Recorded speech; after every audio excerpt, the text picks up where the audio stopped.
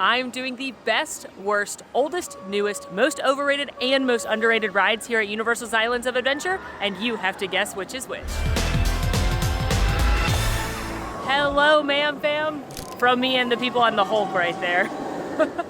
I am at Universal's Islands of Adventure with a part 2 of a series that we kicked off at Universal Studios Florida a few weeks ago. You asked for an Islands of Adventure version, so here we are. We did a series a while back where I went to all 4 Disney parks in a day, started with the oldest and newest ride in each park, then the best and worst is voted on by the MamFam, most popular, least popular, most overrated, underrated, and this is a fun twist on that here at Universal. So I'm gonna be here in Islands of Adventure Day, just this park, and I'm gonna ride 6 different attractions. The best, worst, most overrated, most underrated, oldest, and newest. But the twist, I'm not telling you which one is which until the end of the video. So hopefully it's a fun game for you to guess as we go along. We're riding a bunch of attractions here. I'll provide tips and tricks on how to ride those. It's gonna be a great day. Y'all, it's under 75 degrees. I can't even believe it.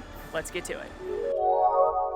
We are starting our adventure here today at Seuss Landing, where there's actually 4 different attractions. There's the Cat in the Hat Dark Ride, the Carousel Carousel, One Fish, Two Fish, Red Fish, Blue Fish, which is similar to Dumbo, and the High in the Sky Seuss Trolley Train Ride, which is where we're headed. Also, as you can see, they are getting ready for Grinchmas around here, which I'm so excited about. It's one of my favorite holiday offerings anywhere, because I just love the Grinch so much. The High in the Sky Seuss Trolley Train Ride is a slow-moving train that takes you around Seuss Landing. It takes you into Circus McGurkus Cafe Stupendous out by the water, where you can see the Sneetches on Sneetch Beach. There's actually 2 different tracks, depending on which way they send you, right or left. You could see different things. And it's a really cute, small, little family ride. It's very relaxing and enjoyable and gives you a good view of this very cute land. One thing to note, it does have a 36-inch height requirement, so it can't quite accommodate everybody in the party. Little kids or infants aren't able to ride, but most everybody can ride, and that is one of the good things about this land in general, is in a park that has a lot of thrill rides with higher height requirements, all of those coasters, this land generally can accommodate more people in the group. Plus, it's adorable.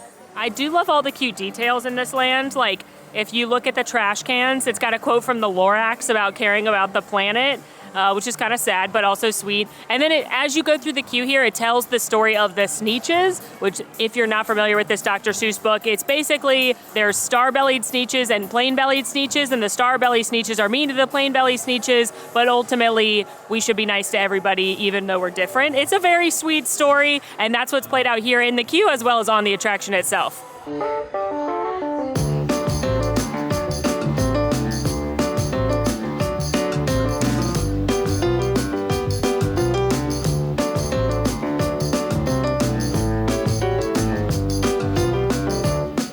I do think that attraction is very cute. I love this land in general. I don't think it gets its due for how detailed and whimsical and fun that it is, and this is a great view of it. Now, I will say it was a 30-minute posted wait right now. It seems like they were only running one track at one point, so do I think you should wait 30 minutes in line for this? No, I think if you've got Express, this is a good one to use it on, or it often is 15 minutes or less. That feels like a better wait time for it, but it's always very cute and it makes me smile. So on to the next. Now we are headed into the Wizarding World of Harry Potter, which already has Christmas decorations up. Oh my gosh, I'm so excited. I love the Wizarding World at Christmas. The decorations are just so like classic and make you feel like a warm hug, and it's already snowy in here. Oh, I love it so much. Anyway, we are headed in here to ride one of the 3 attractions. It's my favorite attraction, not only here, but in the whole wide world. Hagrid's Magical Creatures Motorbike Adventure TM. Now, I think it's safe to say that Hagrid's Magical Creatures Motorbike Adventure TM is the most popular ride in this park, without question, I would say. But which one of our categories does it fall into? That's what you gotta guess. Hagrid's Magical Creatures Motorbike Adventure TM does have a 48-inch height requirement, and it has an unusual seat. You're either gonna be on the motorcycle or in the sidecar of Sirius Black's then given to Hagrid's motorcycle, which Arthur Weasley has magically enchanted to have multiple of them connected as a train. I highly recommend taking a seat in the test seat outside the attraction before you wait in what is probably a very long queue.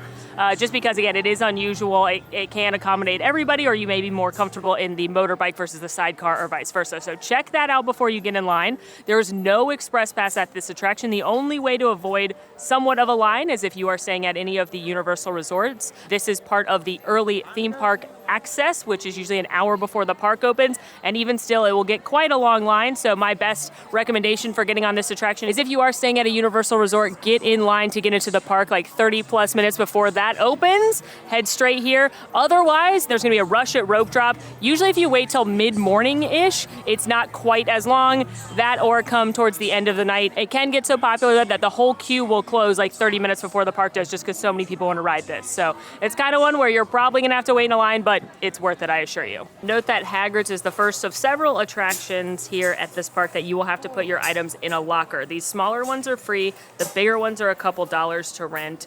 So keep that in mind when you're packing for Universal as well. Now on this attraction, if you have like a fanny pack or a lanyard, you are able to bring that. However, you can't bring like a big backpack or a bunch of loose articles with you. There's gonna be other attractions we ride where you can't bring anything with you, but make sure no matter what that you always bring whatever you use to open your locker, whether that be your room key or your park ticket.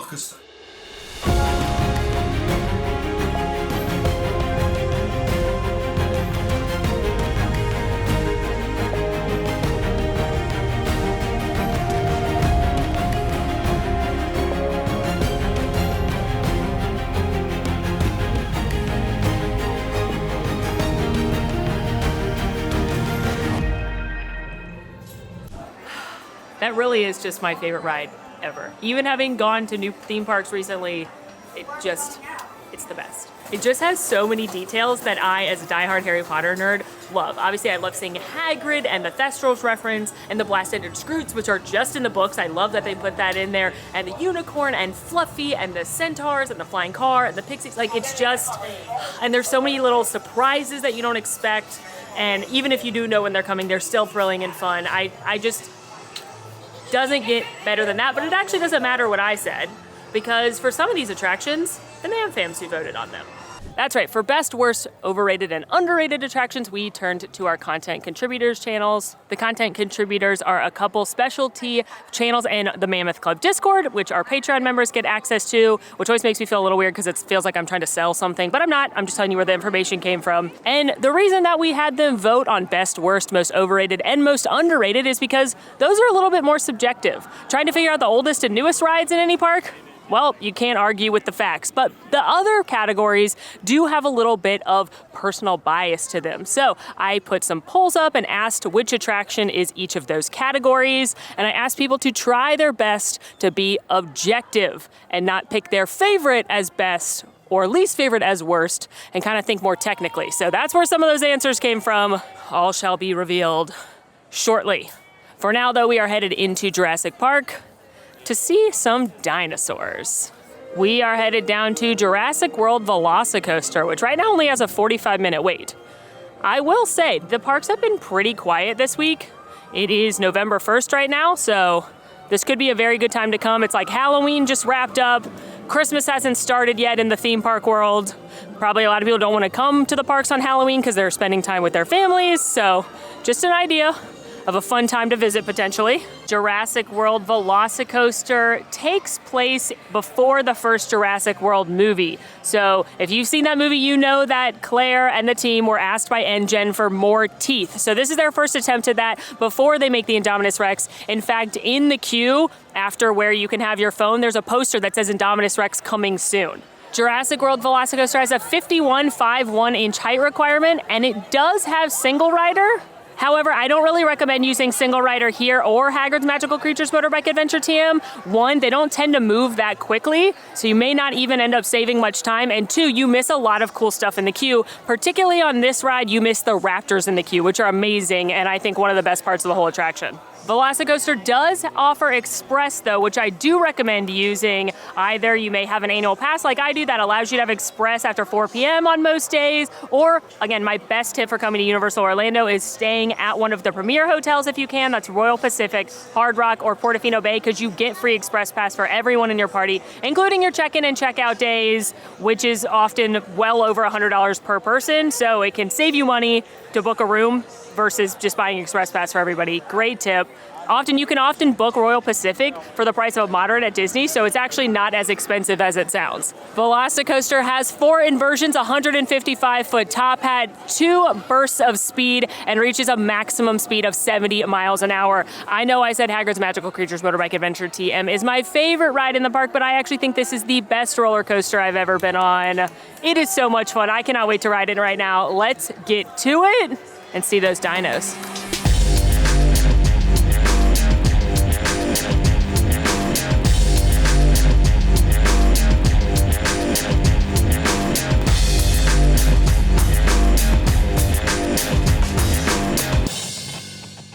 That ride is just so much fun. Islands of Adventure really does have the best coasters. I feel like I'm like this the whole time I'm riding it. I have an amazing time every time. And pro tip, if you haven't already, ride it at night. It feels completely different. You'll thank me later. It is just the best. And also, if you're able to ride it more than once during your trip, try the different rows. The front row is amazing because you got a great view. The back row is amazing because you get whipped around a little bit. It's just like, I love that ride so much. It's just such a perfect experience. From the minute you enter that queue, the theming, the raptors in the queue, I truly think this is one of, if not the best queues I've ever been into. It's just a perfect coaster experience from teeth to tail. I love it so much. But which of our 6 words does it fall into? That's for you to figure out right now. For me though, I am headed to another land. Boop. Let's go. I love this detail at VelociCoaster. This is a little bit further down across from River Adventure, but you can see the track right here, and you can see that these are the different gates. These are 3, 4, and 5 for the different raptor paddocks. And the lights right now are blue, but they turn red when raptors are released. So watch out for those raptors when you see red. Made it into Marvel Superhero Island, and this is actually the home of all 3 of our remaining attractions. Can you believe that? It's kind of wild. But we are here to take them on, starting with The Amazing Adventures of Spider-Man. When this debuted, this was some brand new state-of-the-art technology. You can also see it at Transformers The Ride 3D over in the other park. It is a 3D simulator attraction, but you're actually going to be moving through practical sets, so it's a little bit different than some simulators. Highly distracted by the lack of phone, because there used to be a phone booth here, and it was really fun if you picked up the phone because you would hear like different people calling for the Avengers, or you might hear one of the villains talking. And it's a cool Easter egg because there's a lot of just random phones around Universal, like the one outside of Diagon Alley or the one in Simpsons. And it's like, if you pick it up, you'll hear cool things. And I just talked to the team member about it, and she's like, yeah, that was here last time I worked. So anyway, I'm confused now. Don't know where the phone went, but I'll worry about that later, I guess. And let's go ride Spider-Man. Plot of The Amazing Adventures of Spider-Man is that you are an intern at the Daily Bugle newspaper when things go terribly wrong, and you are sent out to capture some pictures on the Scoopmobile of all of the villains attacking New York City because they're trying to steal the Statue of Liberty. So the queue is really fun. You're going to weave your way through the Daily Bugle. Tons of Easter eggs in here if you take a look at the computers. Phones are ringing off the hook. The signs are really funny too because the management is a nightmare. Things like midnight deadline. You must turn in either your final copy or your resignation. It's your choice. Or I really like this one. You don't win a Pulitzer Prize by sitting on your characters, so get moving. I will say this attraction tends to make me nauseous, more so than Transformers, even though they're the same ride system and they're both in 3D. I don't know if it's the different scenes that you see. Wait, this is so cute. I'm sorry, I just have never paid attention to this before. All of the stuff in the cafeteria area is designed to look like comic book stuff. Like, look at the bagels and the fruit. It's got the white lines on it like it's a comic. Wow, that's adorable. Coffee supplied by the Bugle. Drink it at your desk while you continue to work. LOL. Anyway, so if you do get motion sick on attractions, this may be one that happens on. However, it's very popular because it's got a ton of different Spider-Man characters in it, including most of the villains from the Spider-Man comics. Reminder that Marvel Superhero Island here at Universal is themed to comic book Marvel, not MCU Marvel, because that existed once Disney purchased it. Well, I guess besides the first couple. That's not the point. I guess the old Spider-Man movies with Tobey Maguire and Andrew Garfield are technically part of MCU because of the most recent Spider-Man movie, right? It's very confusing. But this is the comics. Good luck.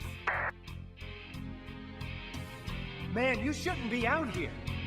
With Doc Ock on the loose, this could be the most dangerous night of my life. And yours. Be careful. Nice shades. Was that Spider-Man? It's not for me. does make me nauseous, but it is a very cool ride, and the technology used it holds up. I get why it is very popular, and if you are a Spider-Man fan, this is a great attraction. You're gonna see a lot of popular villains like Electro and Green Goblin. The effects are very cool. Again, the technology used is very, very impressive. I do enjoy the way that they mix practical sets with the visual from this 3D. Just makes me a little bit nauseous, but I'm not gonna hold that against it. So, Spider-Man usually doesn't have too long of a line. It was only 15 minutes today, but as you probably saw, that was basically a walk-on. It does offer Express though, so on busy days, it's a good one to use Express on, but usually at some point during the day, it'll be 30 minutes or less. Headed to our final 2 attractions now. We've got the Incredible Hulk Coaster and Storm Force Accelatron. Storm Force Accelatron is the teacups. It's a spinning attraction, no height requirement, although you cannot have anyone sit on your lap or hold anyone in your hands, so like you can't hold an infant on the attraction. Besides that, anybody is welcome to ride. However, unlike the teacups, it's a little bit more intense. The beauty of the teacups is that you can decide how fast you want to spin it, and that's true here too, except for if you choose to do nothing, it whips you around a lot more than the actual teacups do. So just a warning, it actually makes me really dizzy. It usually doesn't have too long of a wait. It's a walk-on right now. You're usually just waiting for the next one, maybe the next 2 to go in front of you, so it's a good filler attraction in that way. But where will it land on our list? What do you think? And last but not least, the Incredible Hulk Coaster. Incredible Hulk Coaster has a 54.54-inch height requirement, and it is quite an intense coaster. 7 inversions, peak speeds of 65 miles an hour. You start with a launch out of this cannon right here, straight into an inversion. It's got that bumpin' soundtrack by Fall Out Boy's Patrick Stump. It is an incredibly fun ride. It is also incredibly popular. Again, it's not busy at all today. It only has a 15-minute wait, which is amazing, but it often gets a much longer line. It does offer Express Pass and single rider, and unlike at Hagrid's or VelociCoaster, single rider usually saves you a good amount of time. Also, like Hagrid's and VelociCoaster, you have to put your items in a locker, and similar to VelociCoaster, you will be going through metal detectors. However, unlike VelociCoaster, you have to put it all before you get in the queue. VelociCoaster has that kind of like halfway point locker situation. No, this one you're putting everything into a locker before you even get in the queue, and then you're gonna walk through metal detectors.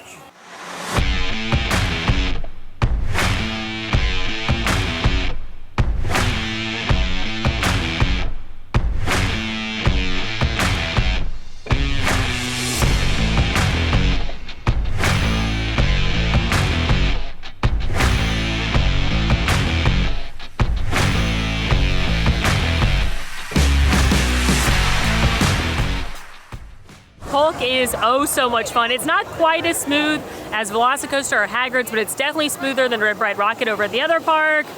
So fun. All 3 of the coasters here are wonderful. All right, those are your 6 attractions, and now it is time to match them with their categories. Let's start with oldest and newest, because those are perhaps the easiest ones and the most subjective. The oldest attraction, Incredible Hulk Coaster. Now, it's an opening day ride. It opened up May 28th, 1999. So did The Amazing Adventures of Spider-Man. So if you said Spider-Man for that one, that counts too. Also, opening day rides included Dr. Doom's Fearfall, Jurassic Park River Adventure, One Fish, Two Fish, Red Fish, Blue Fish, and Cat in the Hat over in Seuss Landing. Lots of great attractions opened up with this park, and I would say the Incredible Hulk Coaster holds up for being an almost 25-year-old ride. It's still a ton of fun, it's still incredibly thrilling, it's still incredibly popular, so good job to the Hulk. The newest attraction in the park, you probably guessed this one, June 10th, 2021 opening day, Jurassic World VelociCoaster. What an incredible attraction it is as well. I think it is truly the best coaster I've ever been on. It is so much fun, it is so smooth, the theming's incredible, the queue's incredible, amazing ride. Not surprising that it's the newest. Now let's go to overrated, underrated, and keep in mind that these may be great attractions, but when I say overrated, I'm meaning things that maybe aren't worth the hype. Maybe they usually have a really long line, and then by the time you do the attraction, you're like, that was not worth it at all. And as far as underrated goes, I'm talking about attractions that maybe don't get enough love, don't get enough credit, don't usually have too long of a line, and it's always a pleasant experience. So, as voted on by you, the most overrated ride in the park? The Amazing Adventures of Spider-Man. Amazing Adventures of Spider-Man had double the number 2 choice, which is Harry Potter and the Forbidden Journey, the attraction inside Hogwarts, and over 3 times as many votes as the Incredible Hulk Coaster. I I could see where this is an overrated attraction, especially if it's one of those days where it has a 60+ minute wait. If you're not super into the Spider-Man comics or don't relate to any of those characters, then I could see where you think that's an overrated attraction. For me, I think the most overrated attraction in the park is Dudley Do-Right's Ripsaw Falls or Reign of Kong Skull Island. Both of those attractions tend to have very, very long lines, usually some of the longest in the park, along with perhaps Incredible Hulk Coaster or Hagrid's Magical Creatures Motorbike Adventure TM. Dudley Do-Right's Ripsaw Falls for me, I don't care for water rides, but I'm trying to take that bias out. I don't think the theming's very good. I think it's not really relevant anymore. And Skull Island Reign of Kong, while I do really enjoy that giant Kong animatronic at the end and definitely think you should ride it just to see that, the wait time, which is usually an hour or longer, doesn't match the rest of the ride experience for me. So I would have given it to either of those two, and I was kind of surprised to see Spider-Man as the top choice. For most underrated ride, the High in the Sky Seuss Trolley Train Ride. This had over twice as many votes as number 2, which was Flight of the Hippogriff, and over 5 times as many votes for number 3, which was Skull Island Reign of Kong. You know, I think that's a good choice. Now, I think I would actually pick One Fish, Two Fish, Red Fish, Blue Fish, which is the Dumbo style attraction in Seuss Landing. However, it actually is a little bit of a game that you have to listen to the narrator because that will tell you when to go high or low, otherwise you could get wet. And I like that they took a classic style family ride attraction that we're all very familiar with and gamified it and made it a little bit different. However, I do think High in the Sky Seuss Trolley Train Ride is very, very cute. It's kind of the people mover of Seuss Landing, and I tend to think that whole land in general is a little underrated. I will say though, if it's a day like today where it has a 30-minute wait, I don't think it's worth that. To me, it's worth it if it's like 15 or less. Then I think it's a very cute, underrated, joyful experience. So there you go. I think that one was a pretty good choice. Now, best and worst, which if you hadn't guessed it already, I'm sure you know it by now. Worst is obviously worst of these was Stormforce Accelatron. Stormforce Accelatron had over 4 times the votes for Skull Island Reign of Kong, which came in number 2, and 5 times the votes for One Fish, Two Fish, Red Fish, Blue Fish, which came in number 3. Do I agree that this is the worst ride in the park? Yeah, if I'm taking out my bias and my hate towards water rides, which would eliminate Dudley Do-Right's Ripsaw Falls and Popeye and Bluto's Build Dredge Barges, I do agree that Stormforce Accelatron is the worst ride in the park. For starters, it's a very simple attraction. It's a filler attraction. It's not something that most people are going to spend their time doing, even though it doesn't have too long of a line.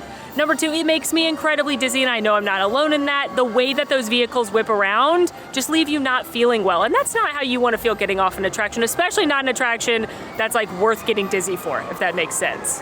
It's like one thing if I feel a little nauseous after Harry Potter and the Forbidden Journey, because that's an awesome state-of-the-art, incredible attraction with a much beloved IP. I also think they didn't add any kind of twist to it. I think One Fish, Two Fish, Red Fish, Blue Fish is really cool. As I was saying earlier, I think it's a great twist on a classic style attraction. So in a park that's full of a lot of bangers, I can agree that is the worst of the rides. That said, if you've got little ones, if you've got kids that don't get nauseous, it doesn't usually have a long line, so it's a good filler while other people ride things like the Hulk or Spider-Man.